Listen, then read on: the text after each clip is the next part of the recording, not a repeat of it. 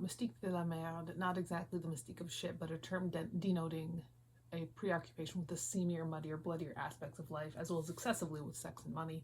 The term was first used by Robert E. Fitch in 1956 and is a coarser version of nostalgie de la boue among modern writers. Joyce, Janae, Hemingway, Tennessee Williams, and William Burroughs have all from time to time explored the possibilities of merde. So today, I would like to give you some examples of la mystique de la merde. And I didn't even think about this, but one of the things I pulled from my shelves, like it's been a long time since I've read that dictionary, but one of the things I pulled from my shelves was Naked Lunch by William S. Burroughs. So I guess we'll start there, yes. I would call Naked Lunch a very giant example of la mystique de la merde. I do think that la mystique de la merde is something that we see a lot. I think that is interesting. I think that is something that people often think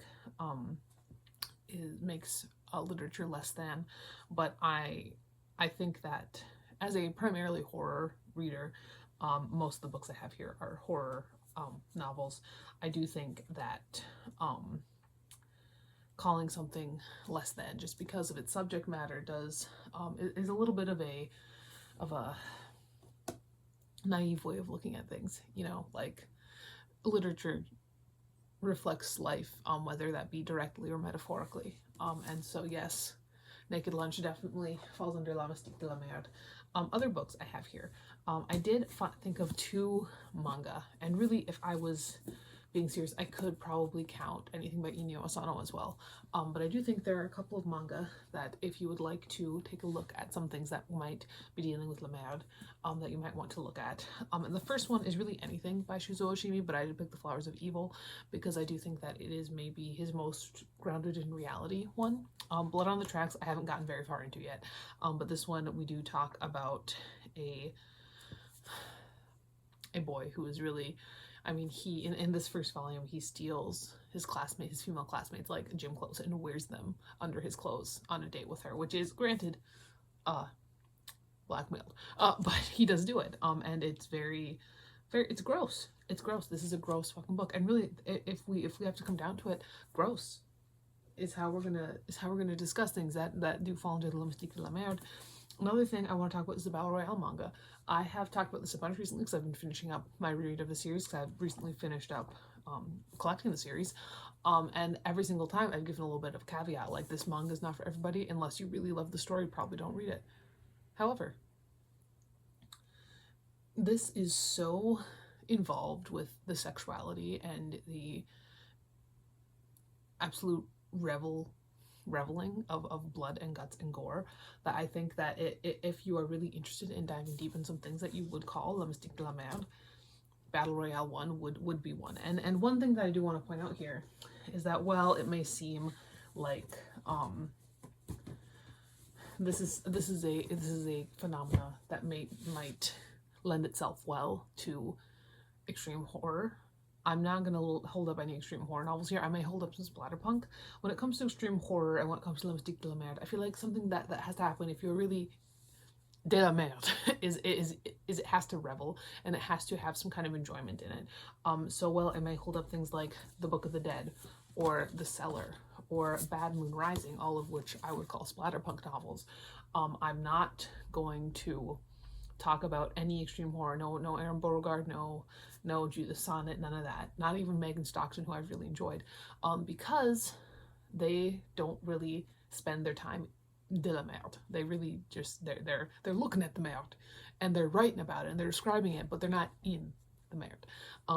So let's talk about these. The Book of the Dead is a zombie short story collection with stories by Stephen King, Robert R. McCammon, Ramsey Campbell, and others, including Richard Lehman. I would not call Stephen King's story de la merde. I really wouldn't. But Richard Lehman's for sure. And some other ones, like It Helps If You Sing by Ramsey Campbell, Sad Last Left Dying Damn by Edward Bryant, absolutely.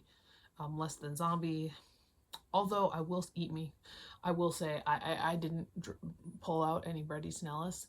I maybe should have, at least Glamorama, because that one is really like, that one gets in there. But if I pulled out every book on my shelves that was de la merde, my shelves will be empty and we'll be here all day. The Cellar, I could have really chosen anything by Richard Lehman, but I did pick The Cellar because it is very focused on sexuality. I mean, a lot of his books are. They generally they are. There's some weird sex stuff going on, but in this one, that is a major plot point, is the beasts, and how like once you're raped by the beast, then you don't want anything else anymore. And so I do think that The Cellar really does, and in subsequently The Beast House and what's the third one? Have I read the third one yet? I don't think I have. I haven't read the third one yet. Or The Beast House. Both of them are really, I think, exemplified the most. And then finally, we have a book that is very much like these two books. Like, we know about Layman, especially we know about Beast House. Book of the Dead is not entirely unfamiliar. A lot of people haven't read Bad Moon Rising, and I think if you're into Layman, you should. Bad Moon Rising is a retelling of this. It was a murder. It was like, I think the Otani murders that happened in California. But there's a lot of weird sex stuff going on, particularly between these two men. What are their names? I think Zach and Jesse. Like, it's weird, but it's definitely de la merde. And I really do think that this book is it's a hidden gem for sure. All right, if we want to get a bit more beautiful with some writing that is a bit more beautiful, I do have Poppy Z. Bright and Clive Barker. I do think that Exquisite Corpse is so beautifully definitely part of La Mystique de la Merde. It is so beautiful. It's so gross. It's so grotesque in its beauty, and it really does. I mean, we're talking cannibalism, we're talking eroticism with the cannibalism, and it is absolutely gorgeous, and it is absolutely elbow deep in there. Like, it is just wonderful. It's wonderful. I could talk a lot about really any Clive Barker one, but I did pick The Inhuman Condition for one reason and one reason only, and that reason is The Age of Desire and The Inhuman Condition itself. Revelations is genuinely just a phenomenal story, and I don't think that it really does fall into this category, but The Age of Desire certainly does, and I would say The Inhuman Condition does as well. No, for Clive Barker, for me, it's really his short stories are really what get me. I really enjoyed The Great and Secret Show, but other than that, his novels haven't really gripped me in the same way his short stories have. But for sure, The Age of Desire falls in there. We do have a classic here, and I cannot talk about La Mystique de la Merde without talking about the Marquis de Sade. There was no mystique of La Merde for Mr. de Sade, really. It was not a mystique. It was La Réalité de la Merde. But I picked Justine. I really enjoyed Justine. I have read 120 Days of Sodom. It's not good.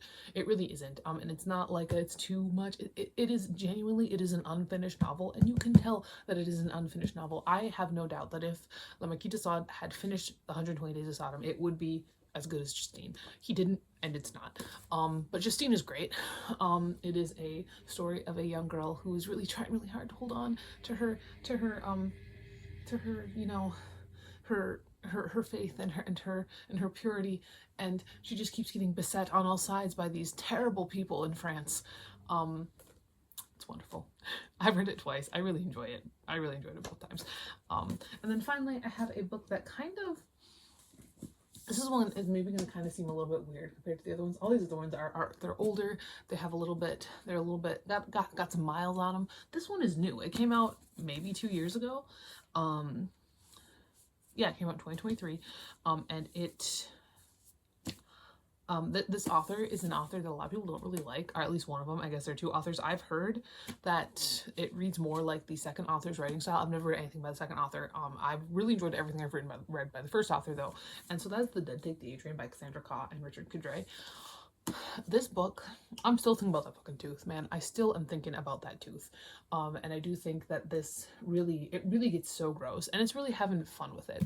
And so this one maybe is more of a, like, it's an honorable mention because it is really just, it's having fun with it. I do love this cover though. I love it so much.